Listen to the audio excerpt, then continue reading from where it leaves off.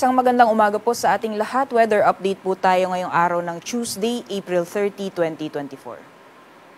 Based po sa ating latest na satellite image, meron po tayong namamataan ng mga kaulapan more on dito sa may southern portion ng ating bansa. And kung makikita po natin, ilang bahagi po ng Mindanao ay naapektuhan. Ito po yung Intertropical Convergence Zone or ITCZ. Kaya asahan po natin dito sa may katimugang bahagi ng Mindanao, makakaranas po tayo ng mga kalat-kalat mga pagulan. Samantalang sa nalalabing bahagi po ng ating bansa ay patuloy pa rin wala po tayong masyado nakikita na mga kaulapan na posibleng magdulot ng maghapon ng mga pag-ulan. Ngunit patuloy pa rin po yung pag-iral ng easterlies or yung init na hangin na gagaling sa dagat Pasipiko. Kaya asahan pa rin po natin ngayong araw ay magpapatuloy pa rin yung mainit na panahon sa malaking bahagi ng ating bansa. Liban na lamang yung mga tsansa ng mga pulo-pulong mga pag-ulan. Dapo po tayo sa magiging lagay ng panahon ngayong araw dito sa ating bansa. For Luzon area, gaya po ng nakita natin sa satellite image, wala po tayong inaasahan na mga kapal na kaulapan na posibleng magdulot ng maghapon ng mga pag-ulan sa anong bahagi ng Luzon. Kaya asahan po natin yung mainit na panahon ngayong araw, liban na lamang yung mga tsansa na mga panandali ang buhos ng ulan. At asahan din po natin yung matataas na mga maximum temperatures, lalong-lalo na dito sa Tugigaraw, na posibleng umabot ng 39 degrees Celsius at 37 degrees Celsius maximum temperatures naman inaasahan natin ngayong araw dito sa Metro Manila.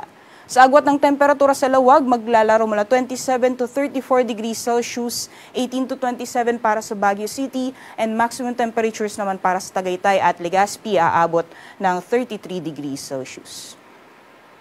Sa nalalawing bahagi naman po ng ating bansa, gaya po ng nakita natin sa satellite image kanina, more on the southern portions or sa katimugang bahagi ng Mindanao ay makakaranas po ng mga pag-ulan. Kaya asahan po natin dito sa may Basilan, Sulu at Tawi-Tawi, ilang bahagi ng Zamboanga Peninsula, Soc-Sargen at Davao Region, makakaranas ng mga kalat-kalat mga pag-ulan. Samantalang sa nalalawing bahagi po ng ating bansa ay magpapatuloy pa rin yung mainit at malinsamang panahon, liban na lamang yung mga tsansa ng mga localized thunderstorms. Kadalasan po yan sa hapon o sa gabi. Sa agwat naman po ng temperatura para sa Kalayaan Islands at Puerto Princesa, maximum temperatures po natin aabot ng 34 degrees Celsius ngayong araw. Samantalang sa Iloilo at Zamboanga, posibleng umabot ng 33 degrees Celsius maximum temperatures. Para naman sa Cebu, Tacloban, pati na rin sa Cagayan de Oro at Davao, ang maximum temperatures po natin ay aabot ng 32 degrees Celsius ngayong araw. Sa kalagayan po ng ating karagatan, wala po tayong gale warning sa ngayon. Banayad hanggang sa katamtaman pa rin ang mga pag-alon na mararanasan. Kaya malaya pa rin po mga kapalaot yung ating mga kababayan na may mga maliit na sakyang pandagat. At hanggang sa mga susunod na araw, particularly hanggang sa darating na Biyernes, dahil wala po tayong binabantayan na low pressure area o bagyo sa loob at labas ng ating Philippine Area of Responsibility na posibleng pong makaapekto sa anumang bahagi ng ating bansa hanggang sa mga susunod na araw, ay patuloy pa rin mararanasan yung mainit at malinsamang panahon sa malaking bahagi ng ating bansa. Para sa mga piling syudad dito sa Luzon, for Metro Manila, asahan pa rin po natin yung matataas mga maximum temperatures. Maglalaro mula 26 to 37 degrees Celsius yung temperatura hanggang sa darating na Biyernes. Temperatura para sa Baguio City nasa 17 to 27 at yung maximum temperatures naman para sa Legazpi ay posibleng umabot ng 34 degrees Celsius. Gayon din sa magiging lagay ng panahon sa Visayas, may mga chance lamang po ng mga isolated mga pagulan at matataas ng mga maximum temperatures din yung mararanasan. Yung agwat po ng temperatura sa Metro Cebu, maglalaro mula 27 to 33 degrees Celsius, 27 to 34 naman para sa Iloilo at 26 to 33 degrees Celsius naman para sa Tacloban.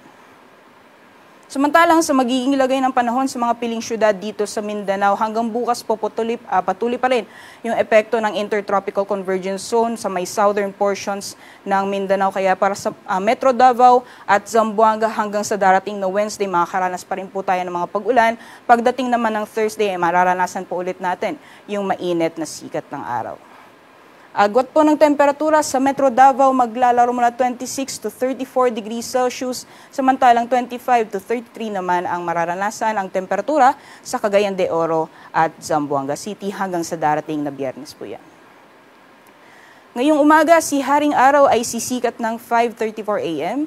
at lulubog mamayang 6:13 p.m. Para sa karagdagang impormasyon, bisitahin lamang po ang aming social media accounts at ang aming website, pag-asa.dust.gov.ph. At yan lamang po ang latest mula dito sa Pag-asa Weather Forecasting Center. Ako po si Rhea Torres. Magandang umaga po sa ating lahat.